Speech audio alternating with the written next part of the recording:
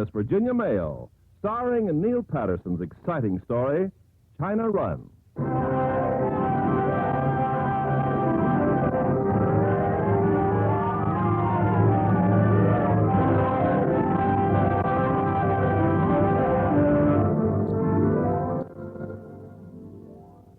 Let me tell you, the sound of the sea is a wonderful thing. Maybe there's a sonnet sweeter than the wind in an arching sail, but I don't know it. There may be a symphony grander than wild waves lashing, but I've never heard it. There is no lovelier sound than a bellboy in the bay when the sailor comes home from the sea. This is what I've heard, and I think it's so. But I know this, too. The blue rolling sea is a fickle sea. She's ready one time to grant your most cherished dreams, and waiting the next with death hiding just below the running waves. Come in. Good evening, Father. Good evening, Father. Come in, come in. You too, Jane. Although I didn't expect you. I wanted to see my son. And I'm only a daughter. But it's nice to know I'm accepted, even if I am a woman. Woman. A mere child, and yet she calls herself... That's enough, James. I want to talk to you. I know, Father. You know. It's always been the same ever since I was 20. You come home for a month, I do believe, only to talk me into shipping out to sea with you. But James... And the night before you sail, you try again. Just like tonight. Then it's no use. No, Father. I don't know why you persist. Because I'm a seaman, I guess. A master of a ship, a good ship. I want my son to succeed. You're so sentimental, Father. But someone must stay ashore to tend the ship's business. You prefer a Dublin counting house to a sailing ship? A sailing ship is like a jail, with a chance of getting drowned. And a sailor? Well, a sailor's a beast of burden. Then there's nothing I can say. Good night, Father. I'll see you tomorrow before you sail.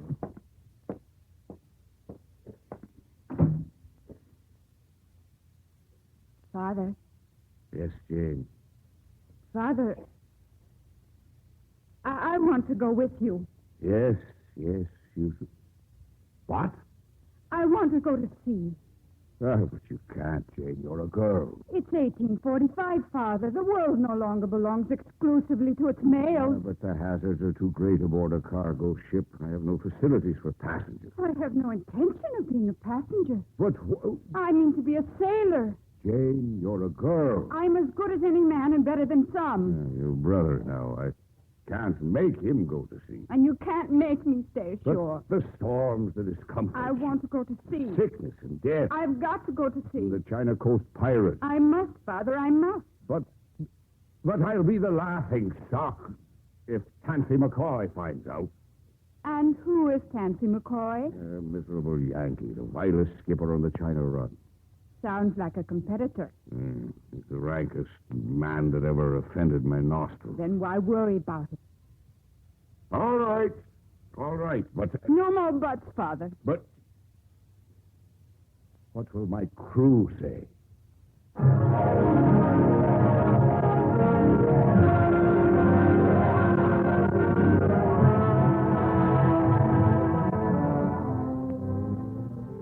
Let me tell you, the crew said plenty. The crew of a windjammer's always wet and always numb from lack of sleep. For the wind and the weather wait for no man, and the sails are constantly changed. The work on a windjammer is endless, but the men find time to talk and talk and An talk. evil omen it is, a woman aboard. It wouldn't happen on a Yankee ship. Fancy a Yank like Tansy McCoy suffering a lady aboard. More like a witch she is, standing on the lee side of the poop. Aye, bosun, but a handsome witch. Aye, and always with a question. Oh, she'd better ask questions. She doesn't know a head from a halyard. Ah, no, she will. Her tongue's sharp, and it's shaped like a question mark. She should be ashore and married. Well, the kind of man she needs can't be found ashore. She needs a man like Tansy McCoy now. He'd answer her questions.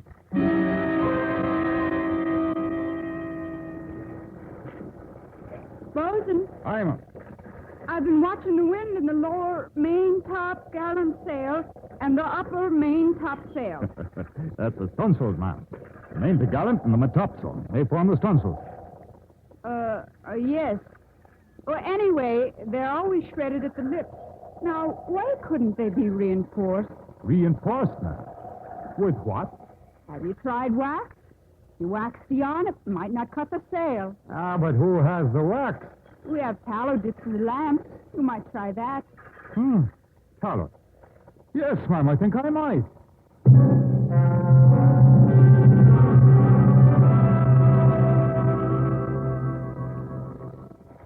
Yes, the crew had plenty to say. And so had the ship's officers. Mistress West is uncommon handy about the ship. Ah, Mr. Jordan. Even in weather. Aye, Mr. Hammond. Even in petticoats. Wait till Fancy McCoy gets a look at them. Ah, yes. Don't you worry about McCoy. You just worry about your berth as second mate. I believe she's after it. Begging your pardon, sir. She's after bigger game. Your berth as first mate. There's a bit of nonsense. It takes years to master navigation alone. Even I still have much to learn about navigation. I passed her cabin this morning, and I happened to glance through the porthole. Ah? She was reading. A novel, I suppose. Some fluffy, romantic novel. She was reading the memoirs Of a French actress? an Irish admiral called Advanced Principles of Navigation.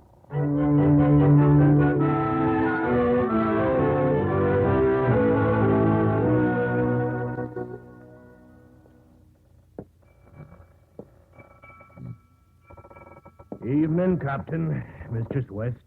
Good evening. Gentlemen, please be seated. Thank you, sir. Ah, and what do we have for supper tonight? Same as we had for dinner. Cold harness beef and black bread. This is preposterous. Why, George Simpson's the best cook ever to sail with me. He was, sir. You talk like he's dead. Well, he will be soon. Come down with the smallpox this morning. He's in considerable pain, sir.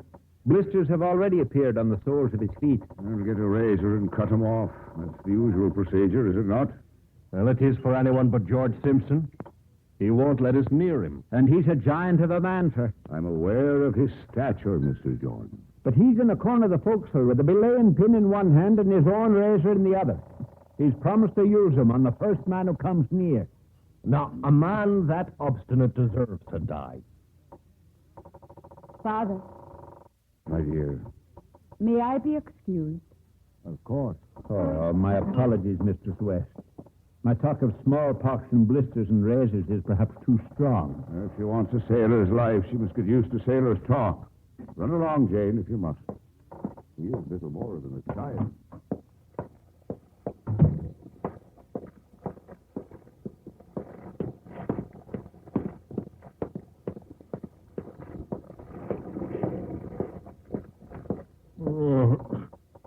Simpson. Simpson. What do you have there? A bolt of canvas. I'm going to measure you for a shroud. Oh, no. There. Now all we need is a sinker. Oh, Mistress West, I don't want to die. Oh, but you're going to, Simpson. Then we'll drop you over the side and the fishes will eat you. Oh, no, mistress. You cut off the soles of my feet. You do it. Give me your razor, Simpson. Thank you. Just let me holler, mistress, because I don't hold much with pain. It'll be painless. Now, if you just let me have your belaying pin. That's right. Simpson, I'm going to tap you on the head with it. Lightly. Just hard enough to keep you from feeling the pain. Now, whenever you're ready. Go ahead, mistress. All right, Simpson.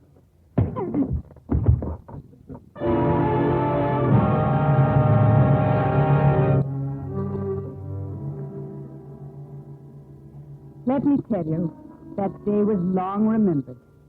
And the men, gathered round the scuttlebutt, talked of it with wonder. Ah, she's Yar, that girl. And a demon with a belaying pin. Is that right, Simpson? A flying fish sailor she is, and I'm that proud of the lump on my head. It's like a bloody decoration. It is that, but she done the decorating. Oh, guts she's got. And salt water in her veins. And so they talked. All of them. That is, save Mr. Hammond. And he was soon to learn. What's the reading, Mr. Hammond? Right on, sir. It'll make Borneo by morning. Yes, sir. And if I may say so, sir, you fixed the longitude correct to a hair's breadth. And in a gale with one star poking out of a cloud bank for not more than 3 seconds, you have, sir, a genius for precise navigation. I'm sorry to disabuse you, Mr. Hammond. The calculations were made by my daughter. Good evening, sir, and enjoy your shore leave in Borneo.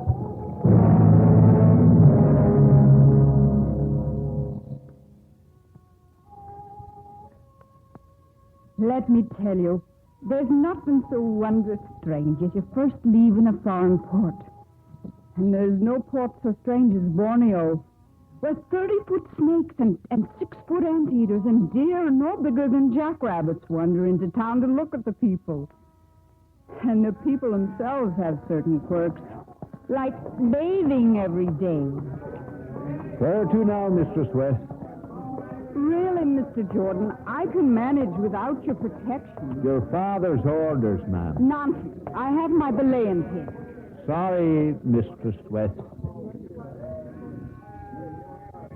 And the sounds of Borneo are strange. The tiny deer I mentioned before have a habit of barking like dogs. And a Burmese man plays a bamboo flute. Fact of no interest whatsoever, except that he plays it with his nose. The strangest sound of all came from an outdoor saloon.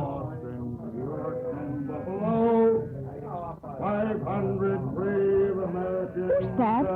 That's Captain Tansy McCoy. Who is this Captain Tansy McCoy? I don't rightly know, ma'am.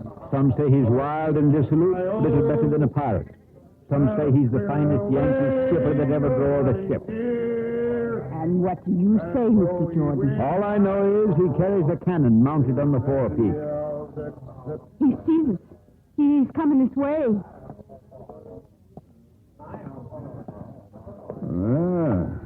And who, sir, are you staring at? The lady, sir, the lady. Trim ship she is, and she looks to be running free. That's enough, sir. One more insult and I'll be forced. You're forcing me first.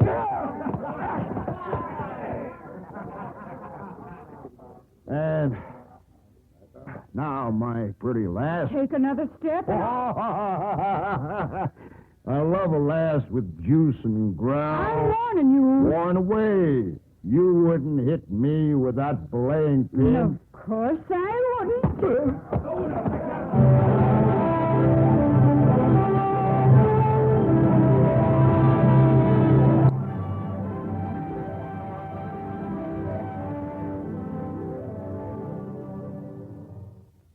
And that's what happened, Father. What about Mr. Jordan? I left him with some missionaries. His jaw was broken. And McCoy? I left him on the ground. I think I might have killed him. Good riddance. What'll I do for a second mate?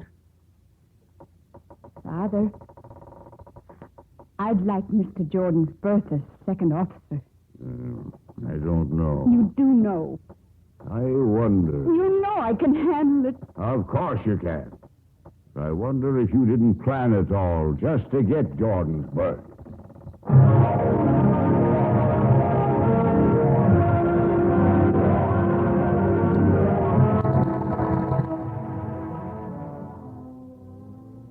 Let me tell you, there is no prouder lot than those who follow the sea. And the proudest time of all is the time of your first command, especially with the challenge of a race. Helmsman, half point, starboard. Aye, aye, sir. I mean, ma'am, I'm begging your pardon. Oh, that's all right, Helmsman. You get used to it. Mistress West, that ship up the starn quarter is still coming up fast. Let the hounds off another point. Aye, aye, sir. What's the commotion, Jane? A ship, Father. Take a look through the telescope. A Yankee clipper. Oh, with a cannon on the forepeak. That can't be Macau's ship. Well, if it's a race they want, we'll give it to them. Bosun, loose Mr. Gallon. Aye, aye, sir. Loose Mr. Gallon! The Yanks still gaining, Father. Bosun, can't you set more sail into the Royal? Captain, we've put everything we got, except in the second mate's petticoats. No use, Father. He's hard upon us and coming alongside. If after trouble, he's going to find it. Ahoy! Ahoy! Captain West! It's McCoy, Father. I didn't kill him after all. Pick up, you Yankees. Come. Captain West!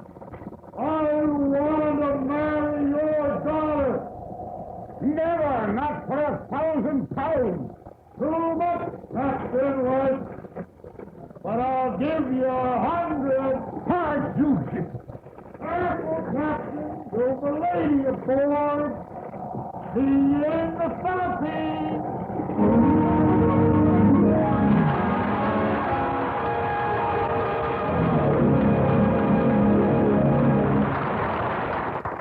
In just a moment, we will continue with Act Two of the Hollywood Radio Theatre.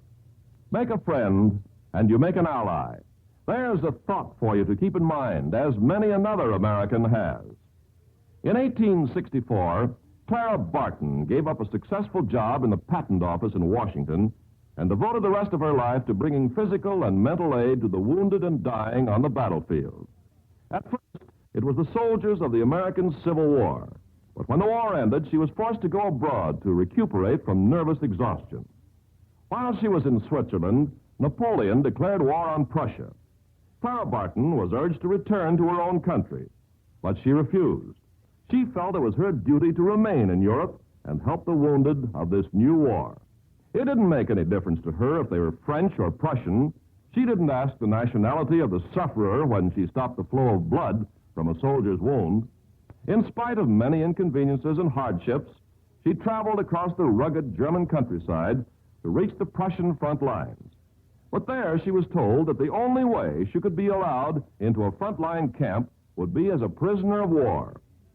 Clara Barton agreed, and as a prisoner until the end of the war, she continued to do her work with the wounded Prussian soldiers. After the war, she remained in Europe to help the defeated French. When she sailed for home in 1873, grateful Europeans bestowed on her many medals of honor, including the Gold Cross of Remembrance, the Jewel of the Red Cross, and the Iron Cross of Merit. Once again, an unselfish American had discovered that by helping others, you help your country. And now, Act Two of China Run, starring Virginia Mayo as Jane.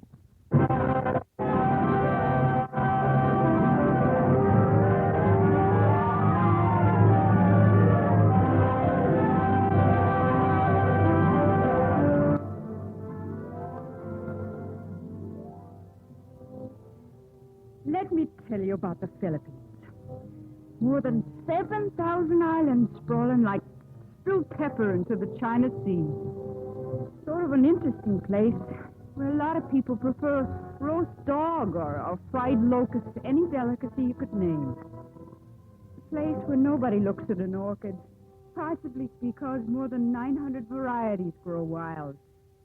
In Manila, they make the world's best spittoons and go to a university called Santa Tomas, which was founded in 1585, half century before Harvard.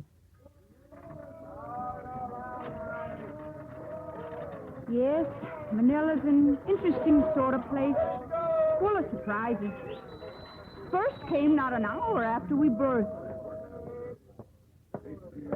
Top of the morning, Mrs. Westmount. And a glorious day to you both. It may continue to be so, but I've got my doubts.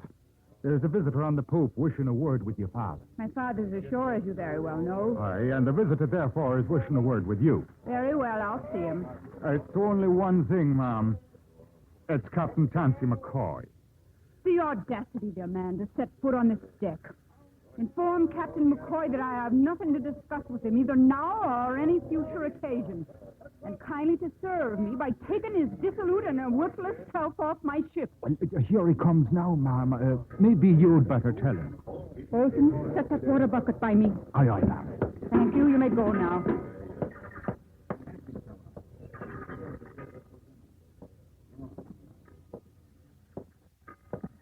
Ah, there you are. Captain McCoy, will I you come please... to the point, Mistress West.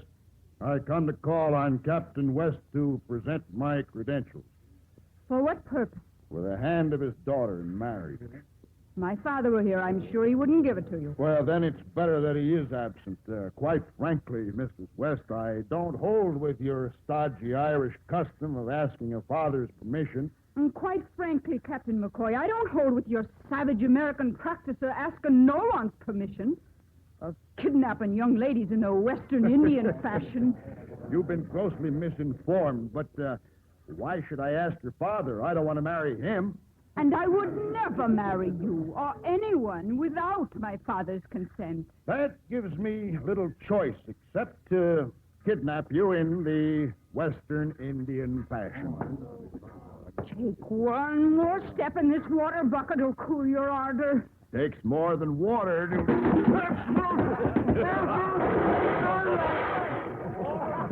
Look at our matey. She washed him right off the ship. And into the sea, cleansing him of his sins. Of which there are no doubt plenty.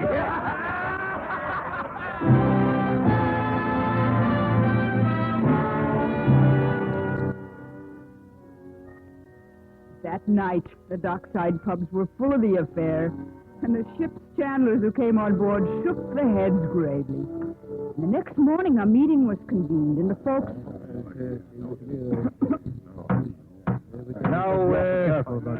Now, every one of you knows why we're here. Tansy McCoy is a dangerous man to be made fool of. We must protect our Mistress West. Aye. From herself before she kills him. I'm against it. Chain stays an anchor, I'm against it. Now, why can't she stay aboard ship? Why must she go ashore? Well, no, she's got her right. And if she don't, well, it looks unseemly for all of us. I mean, what I mean is, it's like we're afraid. Aye. McCoy and his Yanks don't frighten me. I'll be her bodyguard. And I. Well, I'm still against it. But deal me.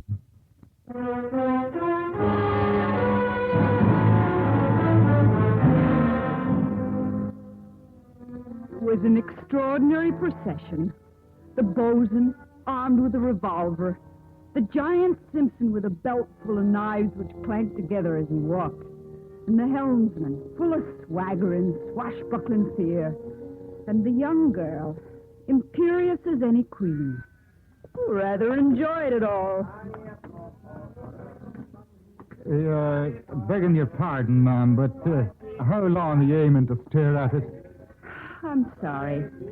Suppose my shopping holds little interest for you. Well, the truth is, ma'am, it is a wondrous batik. But I'm more interested in a good stiff drop of the wet. Of course. Perhaps I can come back. Oh, no need, Missy. The batik is yours. Mine? Oh, yes, Missy. A gift from a gentleman over there. Where? It's McCoy, ma'am. Oh, I'm glad you like the batik, ma'am. I cannot accept it. But I insist. And I insist no Yank will give the Mistress West gifts. I already have. And I've got something for you, too. It's all right.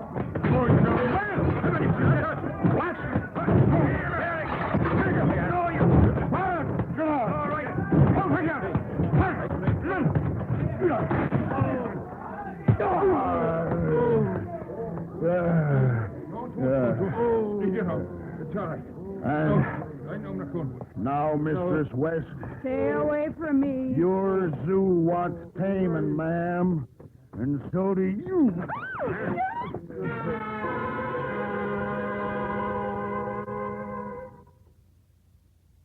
You, Jane. All of you. Look like you've been through the eye of a hurricane. What happened? We met Captain McCoy. But Jane, where's your skirt? Father, I have just experienced as public a humiliation as has ever befallen one of my sex. Now, miss, it wasn't as bad as all that. And we got in a few good licks of our own, sir. I knifed him in the shoulder, and then... Well, then he must have hit me from behind. And I hit him with a spittoon. You should have seen the spittoon. So, I shot him in the arm, and then... Well, then I purely don't know what happened. Then allow me to tell you. You, Mr. Simpson, were sprawled unconscious in the street. But, ma'am, Helmsman, you were stretched out on a bench as neat as at your own funeral. And you, Bosun, were tossed over a table and were propped stiff-backed and glassy-eyed against the wall. Now, miss. And then he came after me. Jane, he didn't... He swept me off my feet and onto a counter. He pinned me down with his wounded arm, the blood dripping onto my finery. He seized my skirt, ripping it away, threw the silk around his arm and knotted it with his teeth. And then I fled back to the ship in only my 3 petticoats, closely followed by my bodyguard. Now, look, Mr. Get Swift. parole, you 3. Aye. Now, Jane, you know, Americans are a strange race, particularly at love or war. They seem to confuse the two. Perhaps you'd better marry him. Marry him? Never. Do you love him, Jane? I could only love a man who honors, not disgraces me. Who rescues me from violence, not drags me into it. Who shields me from the ills and affronts of the world, not showers me with them. Who sustains, not humiliates me in an hour of need. My, how you run on. You're a child, Jane, confusing a husband with a knight in the novel on a white charger. All I want is for him to let me alone. He'll never do that. Oh, yes, he will. He doesn't want me. I'm just an excuse for him to start a brawl. Father, if you'll only belay my impossibly useless bodyguard. That I won't do. I'll increase it. Please, Father, just in Siam. There'll be no trouble in Siam, Jane. What makes you so sure? Because I intend to play the stern father. You won't be seeing the sights and prowling the marketplaces. You don't expect me to stay aboard ship. Oh, nothing so drastic as that. But each day you'll go to a home of a friend of mine. An artist. I want him to paint your portrait. All right, Father. I will on one condition. Which is? No bodyguard. Well, I suppose it's just as well. Otherwise, I won't have an able-bodied seaman left in the crew.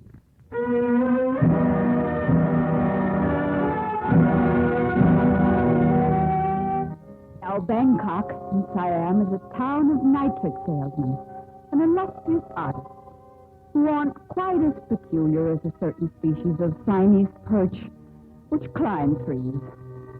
In Siam, the umbrella and not the crown is a symbol of royalty. And it's impossible for a foreigner to learn the language. Not that it's so difficult.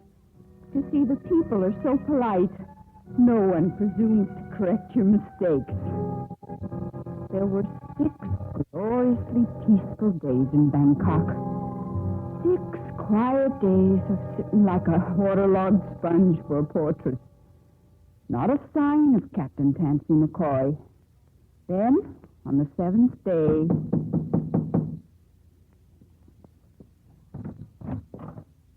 Come in, Mr. West. Is my portrait ready? Indeed, Mr. West. And I have a visitor. That is, you have a visitor.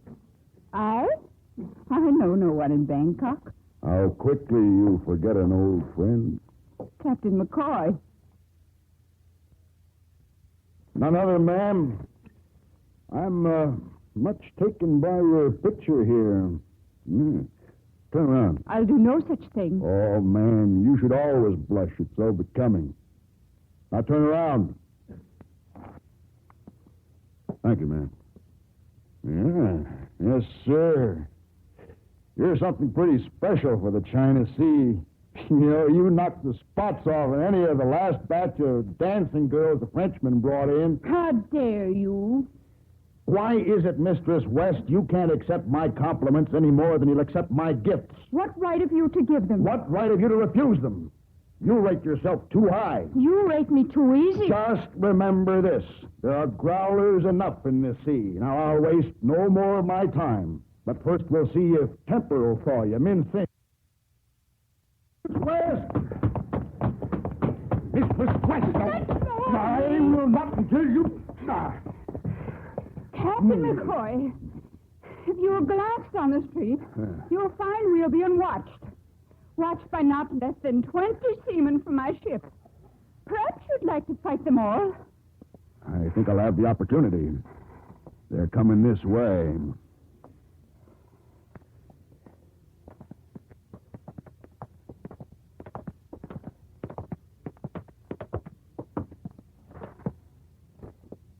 So you require anything, ma'am? No, thank you, Bosun. Well, ma'am, you want any help? No, of course not. Captain McCoy here is seeing me back to the ship. Are you ready, Captain? At your service, Mistress West.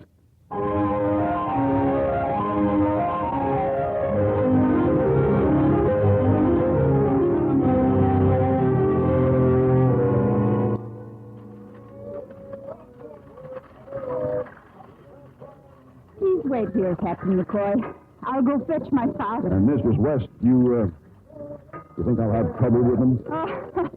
Not half the trouble you had with me. That was enough.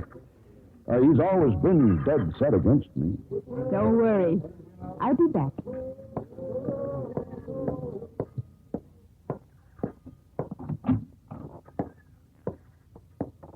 Father. Some other time, Jake. Listen to me, Father. I've brought a guest. Captain McCoy. Oh, splendid. It's bound to happen. Now, if you let me get on with my work. What's the matter, Father? It's a naughty little problem in nitrates. Can I help, Father? I doubt it, Jane. But perhaps Tansy McCoy can. Now might be your chance to find out if McCoy is that knight in shining armor you were searching for. What do you mean? Where is Captain McCoy? Show him to the wardroom, by all means.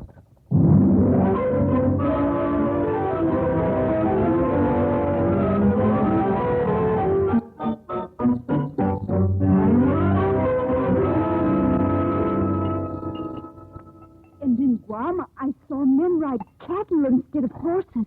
Possibly because they don't have horses to ride. And the women cut their hair. Terrible, isn't it? And I've heard that in Japan, people fly kites like children and eat grilled ape and pickled seaweed. That's true. But you know, the weirdest place I've ever been is an island, half a world away. Oh? Mm-hmm.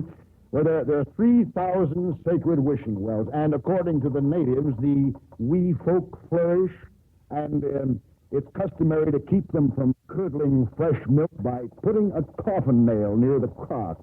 How curious. What's the name of this place? Ireland. Oh. Have you heard of it, Captain West?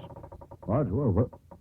I beg your pardon, sir. It's quite all right, sir. I fear I've overstayed my welcome. Oh, not at all. It's just... What is it, Father?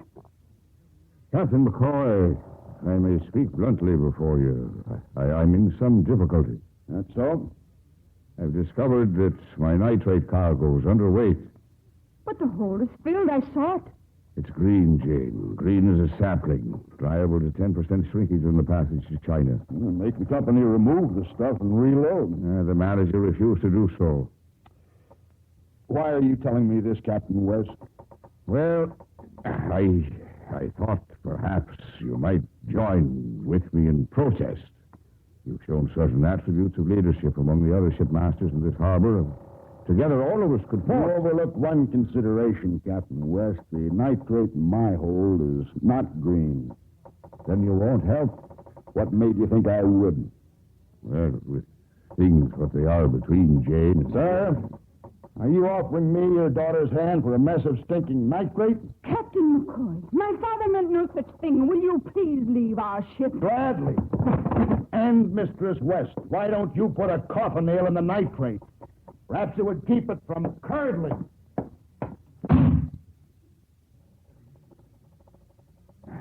I'm sorry, Jane. I shouldn't have ever mentioned it. It's all right, Father. But I've ended your romance. Never began, Father. He isn't the only growl in the sea. And he certainly isn't the only ship's master in Bangkok.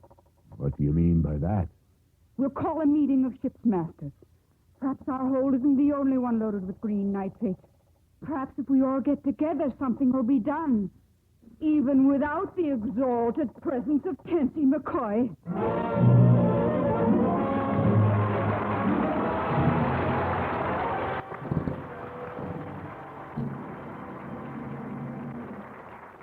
Act 3 of the Hollywood Radio Theatre will continue in just a few moments. Make a friend, and you make an ally. There's a thought for you to keep in mind, as many another American has. When Mark Twain first traveled abroad, he hit upon an idea which was to bring a note of seriousness to his writing.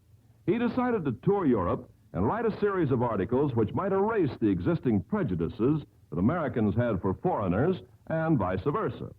He wrote about the questionable behavior of some American tourists abroad and about the European stubborn refusal to recognize the fact that such Americans were not an honest picture of their countrymen.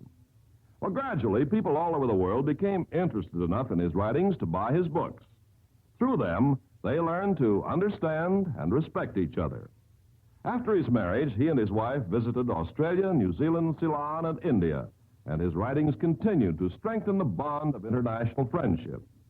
Here, in his own words, is an example of his understanding of people. I came to England, he once wrote, with the intention of writing a devastating satire on your form of life. I anticipated finding great humor in your English culture and your social customs. Instead, I've found English home life to be a substantial and altogether admirable institution. Your society furnishes examples to be followed rather than satirized. You've given me a fuller understanding of your country and your people. He also gave America a fuller understanding of England, for he discovered that by helping others, you help your country. We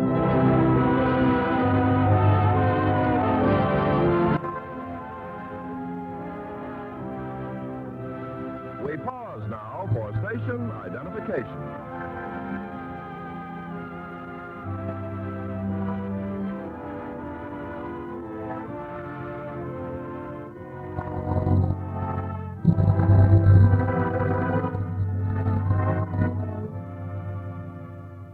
Curtain rises on Act 3 of China Run, starring Virginia Mayo as Jane.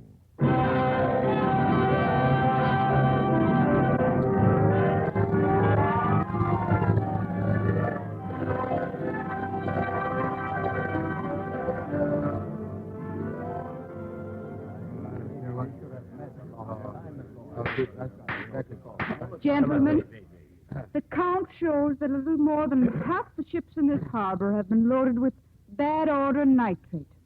A show of hands has indicated that all of us, regardless of whether we've been personally victimized or not, mean to stand together. A delegation comprising Captains West, Woodward, Clausen, and Werner will present a bill of particulars to the company in the morning. One more point, gentlemen, before we adjourn. Of all the ships in port, only Captain Tansy McCoy's is not represented here tonight.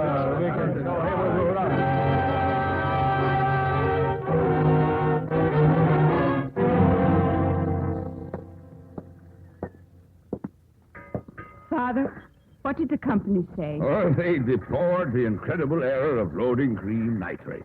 And what did they mean to do about it? Just about anything and everything.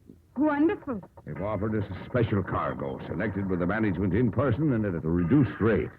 It'll be loaded at our convenience. And when is our convenience? Now, Jane, I just want to say, Jane, I'm that proud of you.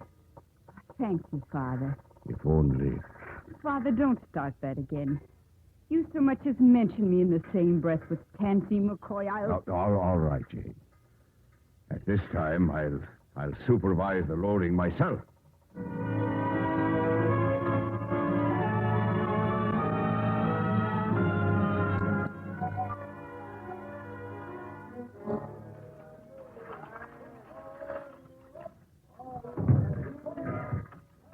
Bolton, secure that cargo line before somebody gets hurt. Aye, aye, sir.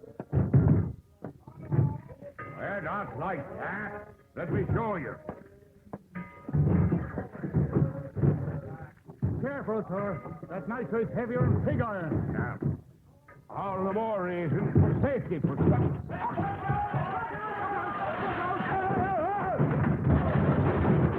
Captain West! Captain West! Father! Oh, Father. Easy, man. Your father's hurt. He's hurt bad.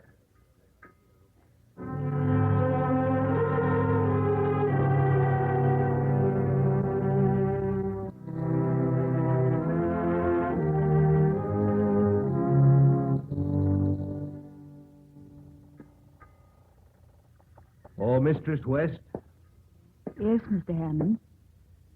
the last of the new cargo has been stowed, Mistress West. And I checked the manifest myself. Very good, sir. Have you hired a third officer? I did. An Englishman. He'd been on the beach 2 years and happy to catch a berth home. You've been a great help, Mr. Hammond. Thank you. I'd like to do more, Mistress West. Much more. Mr. Hammond, since my father's death, there's no longer a reason for your calling me Mistress West.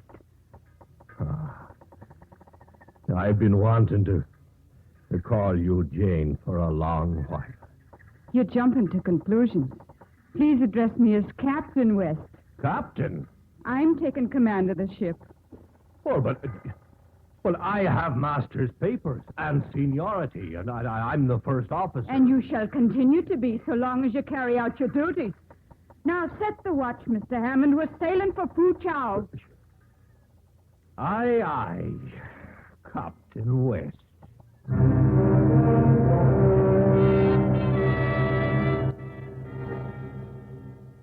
Now, Fu Chao is a river port, rich and stinking. The stench comes from the River Ming, from the collected garbage of the centuries, consigned to a wet grave by the populace and the river pirates. Its wealth comes from the illustrious tea of the hinterland. All day long, the buffalo trains converge on the city, bearing tea in lacquered chests. And all day long, among the reefs and the shallows, the pirates wait for a likely ship. What is it?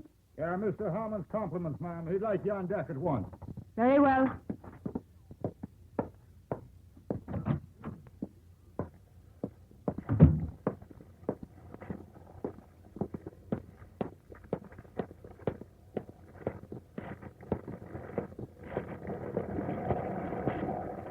What now, Mr. Hammond?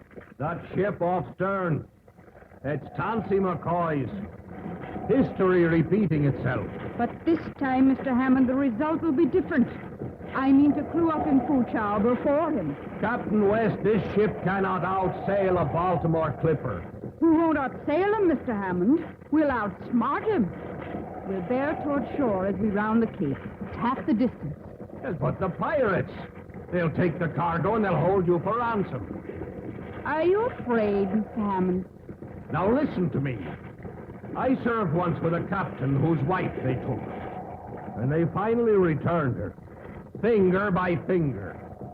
I'll worry about my fingers if you'll proceed with my command. Aye, aye, Captain West.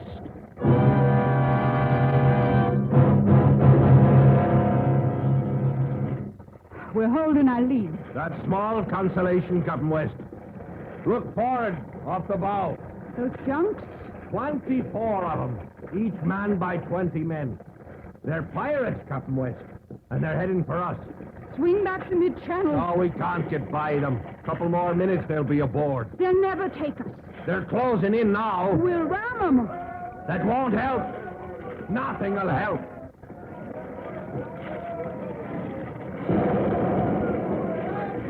It's McCoy. He's opened fire on them.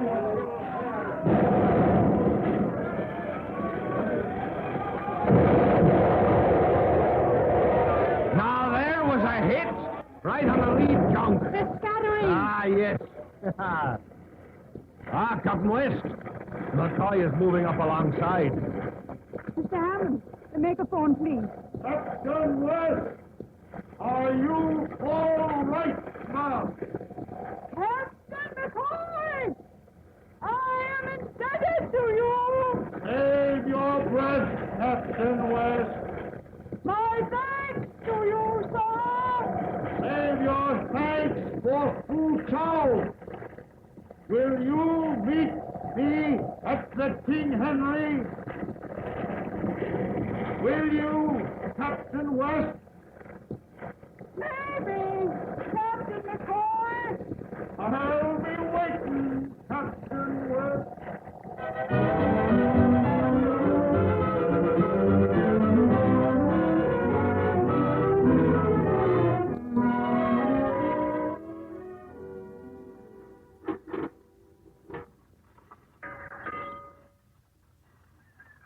How is the cargo moving, Mr. Hammond? Well, now, Captain, the tea is in the hold, and everything is squared away. Then I'll take a look at Fu Chao. I, might not be back for supper.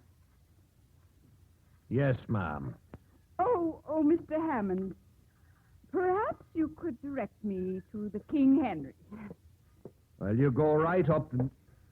Well, Mr. Swift, Yes?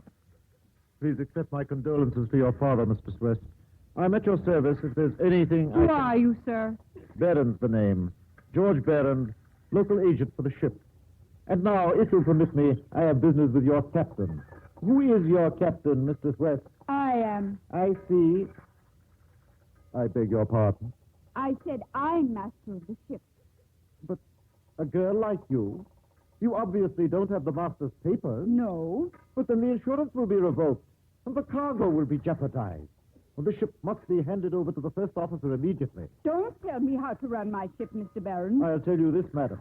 Unless your first officer takes over immediately, I shall notify the British consul and you'll not get clearance papers. You'll rot in Fu Chao till your command is confirmed by Dublin.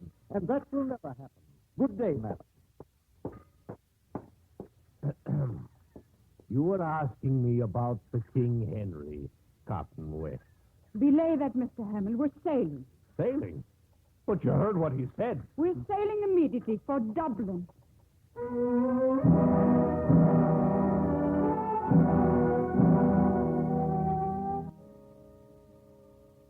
Let me tell you, it's a sorry thing laying your ship to harbor for the last time.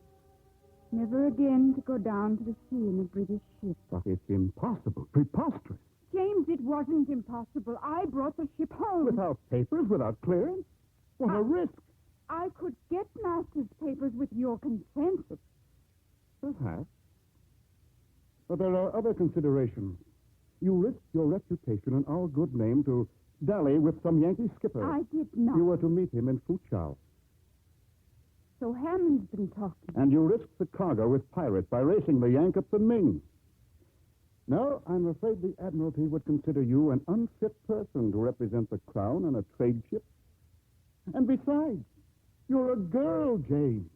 I'm a woman. But a woman can't hold a position of authority over men. It's against nature.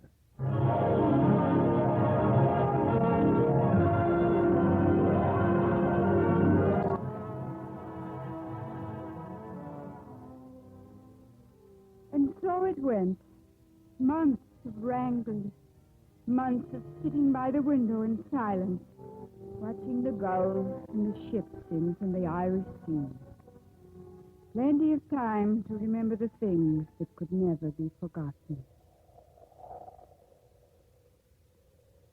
There was Jordan, the second mate. Mistress West is uncommon handy about ships. And Simpson, the cook. A giant of a man. A flying fish sailor she is. I'm proud of that lump on my head. It's like a bloody decoration. And the bosun, who taught of stunsails.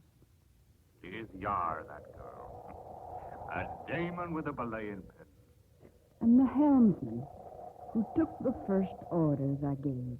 Aye, it's guts the Mistress West has. And salt water in her veins. And Tansy McCoy, a wild and dissolute man. Trim ship she is. She looks to be running free. Then, one day in September,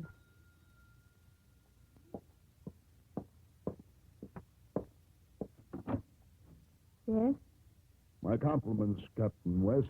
Captain McCoy. I waited for you in Fuchao. You never came. I know. Then I learned the reason, Captain West, and so I came to you, 5,000 miles by the log. Isn't it wonderful? There's just one thing, Captain West. There's only one master of my ship. That's me. Yes, Captain McCoy. But I'd be proud to make you mistress of it. Oh, Captain McCoy. I could use a good first mate who's handy with a belaying pin. Captain West, will you marry me? Oh, Tansy. Jane, my darling.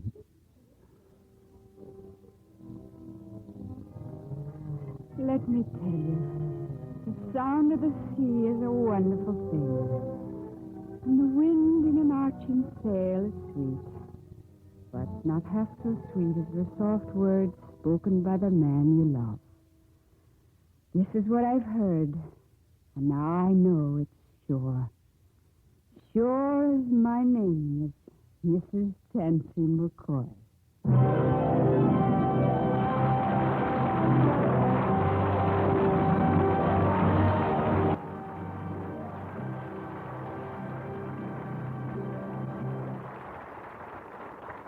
In a moment, our star, Miss Virginia Mayo, will return.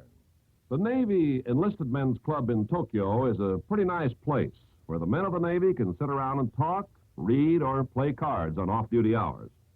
It's a pretty nice place in another way, too. There's a box on the bar for the spare change of the sailors, and every penny that's dropped into it goes for the support of their private orphanage called the Home of Affection. Over 50 boys and girls of all ages are fed, clothed, and educated there. The orphanage has formed its own self-government, and the children are learning what it's like to live by democratic rules. With the help of the enlisted men of our Navy, they're meeting the world with a new hope, a new dignity, and pride. Such acts by you and your friends today are shaping our world of tomorrow. Now, here's Virginia Mayo.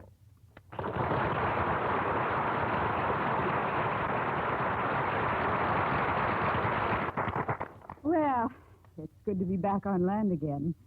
But I thoroughly enjoyed playing the part of Jane. And I'll be listening next week to your play, The Lady and the Tumbler. Yes, don't miss it, Virginia. It's a colorful and amusing romance with a dash of mystery. And it was chosen as a starring vehicle by one of our most popular stars, Fred McMurray. Ah, sounds exciting, Ken. Good night. Good night.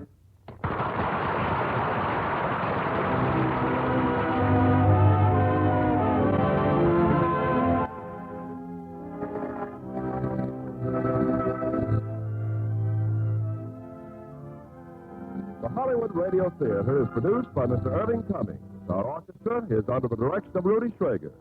This is Ken Carpenter inviting you to join us next week at this same time for another presentation of the Hollywood Radio Theatre.